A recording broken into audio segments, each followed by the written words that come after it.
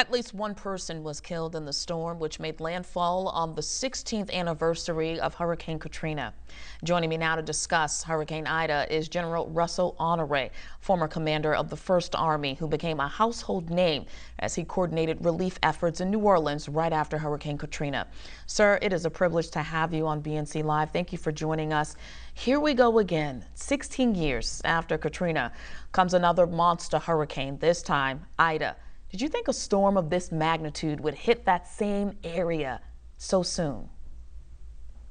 That was the planning, that be prepared in case another one did come. Actually, that was a planning thought after Katrina. That's why the federal government, in conjunction with the state and the Corps engineers, rebuilt the levee system to prevent a repeat of Katrina.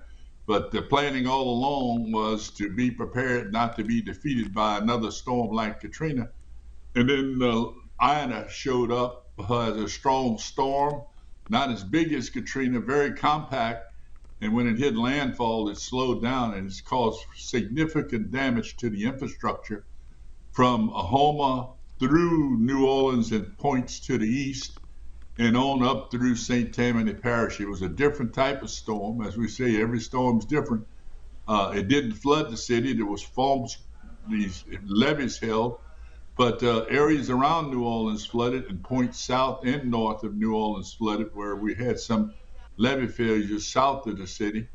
That being said, the outcome from this strong wind storm, it's literally turned the lights out in the largest population area in the state of Louisiana, the Orleans Parish area surrounded by Jefferson Parish to the west, and St. Bernard and other parishes where the storm passed. That's our largest population, our biggest economic.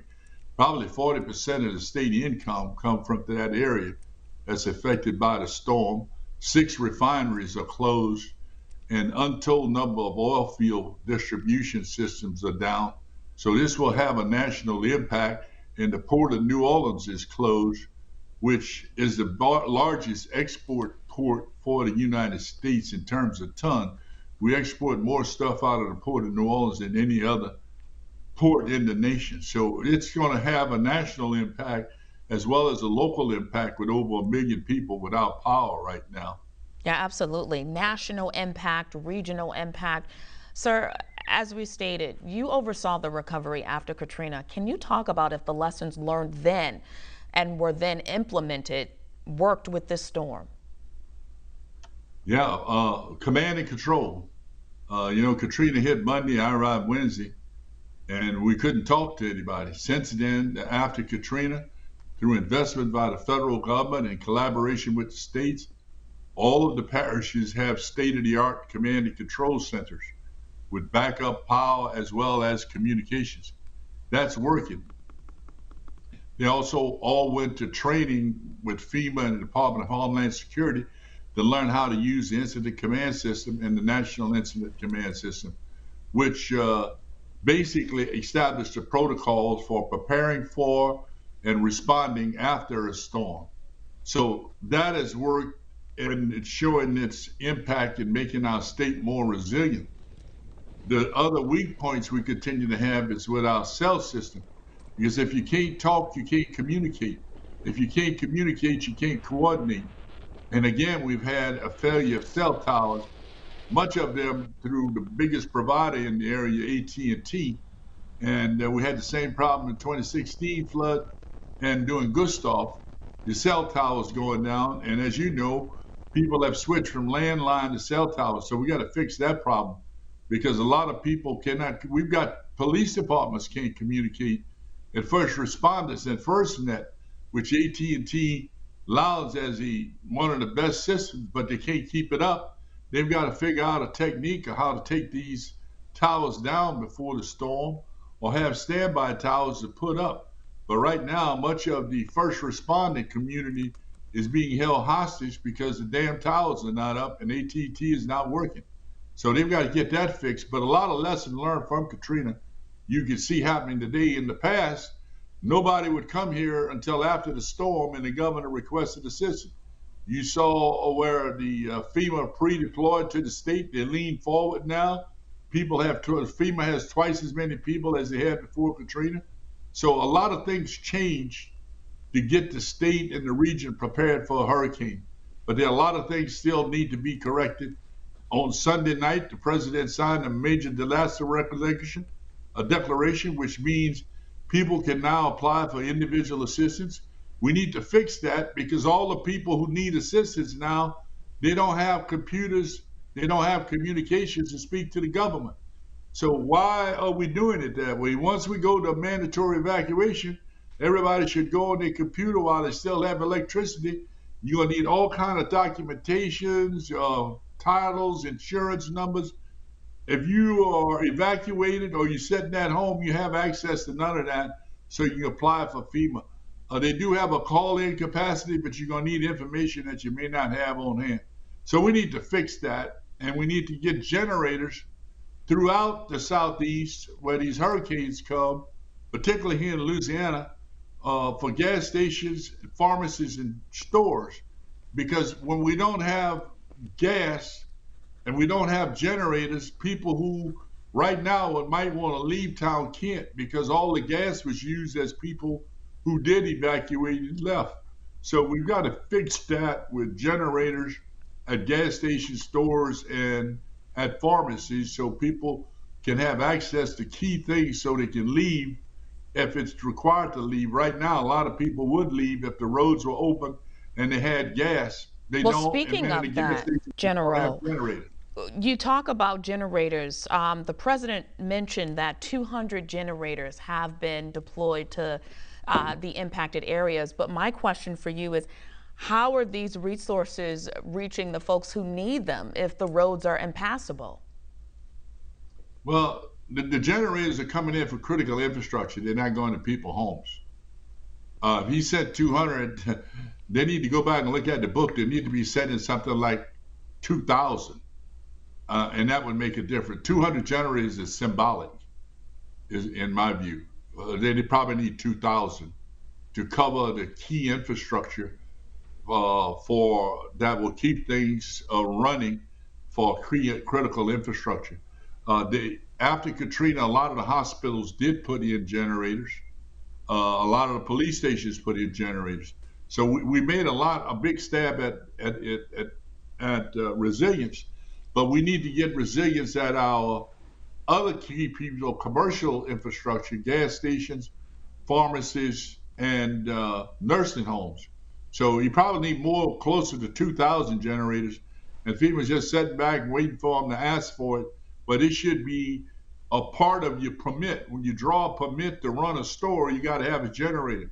When you draw a permit, and we had a generator law we proposed after Hurricane Gustav, but the damn legislature in Louisiana said no. That's the same crowd that said they don't want to wear masks, and that's the same crowd that preach anti-vaccine, and that's why all of our hospitals are full now, because they won't take the shot. So we got a contrarian group here in Louisiana that won't take the shot, they won't wear the mask, and the hospitals are full, and they won't force businesses to have generators. Well, speaking of that, General, that your state is looking at surging COVID cases, and then you throw in this devastating hurricane, which has now turned into a tropical storm that's still impacting the area. You also have multi-generational homes living together. I mean, this is just a crisis on top of a crisis.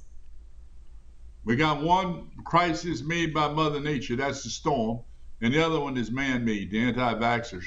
Now we're going to send people from Louisiana all over the United States because they can't stay in the city without electricity. There's no sewage and no drinking water. That may take days or weeks to fix. So the best option is people to leave and go stay in hotels or go couch search with relatives. Internally into the city of New Orleans, they've got a pretty good vaccination rate. But some of the parishes got less than 30% vaccination rate. Now they will have to go to other parts of the country because it will take weeks in some places to get power back up. Well, General, I want to ask you a question. I want to switch gears right now. The deadline for U.S. troops to evacuate out of Afghanistan, I mean, we're less than 24 hours away. Can we realistically, sir, make this happen and get all of our people out, along with allies as well, considering the increasing violence that's taking place there now? That's the mission. I normally don't comment on ongoing operations, having been on the front edge of running them. But the mission is to withdraw, and they're doing that. And I think they'll do it as best they can and prevent any further loss of life by anyone. And they're working that hard. So hopefully in the next couple of days, we'll have that final announcement that they're out. But that's being worked hard right now with the intention of not losing any more life in the process. And that's all I got to say about it. I wish them good luck. They've done a great job so far. General, my last question, as we approach that 20-year mark since 9/11, should we here in the U.S. be concerned about a possible attack? We have to always be concerned. Look what happened on 1/6.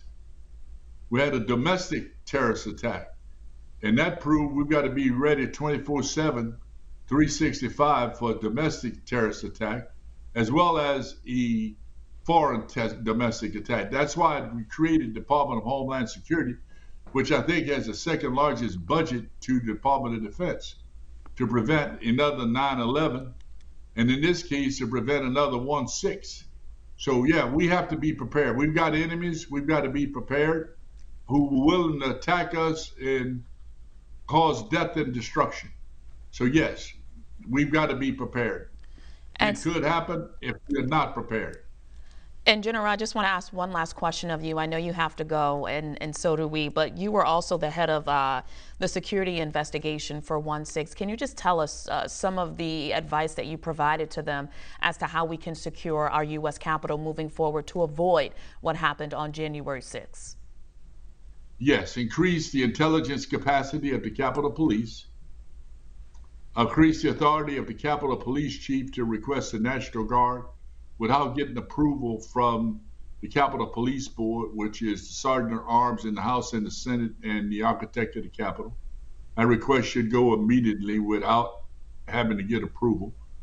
Increase the intelligence capacity of the Capitol Police, which I think they have done. Harden the Capitol, which they have not done yet. They're doing some of the work we recommended. Increase the training of the Capitol Police, which they have done, and to make sure we have the proper riot control, non-lethal and lethal ammunition and assets for the Capitol Police, which they have done, and to increase the sensors and put fencing around the Capitol, which was not approved in the Senate. But they did approve $1.9 billion, and half of that went to repay the National Guard and other agencies for money they spent. But we still got more infrastructure work to do at the Capitol to put places to do improved screening prior to people entering. We also recommend everybody in the Capitol have a security clearance. They did not take that on. And they need to fix the Capitol Police retirement system, which is not equal to the Park Police. You know, when a Capitol Police retire, he or she makes $6,000 less a year than the Park Police. They work for the same agency, the United States Congress. That's who budget for them. That need to be fixed because it affects the morale of the Capitol Police when their fellow officers doing the same type work get paid $6,000 more a year in retirement because the Congress have not fixed that problem. Got it. Sir, for someone in retirement, you are a busy man.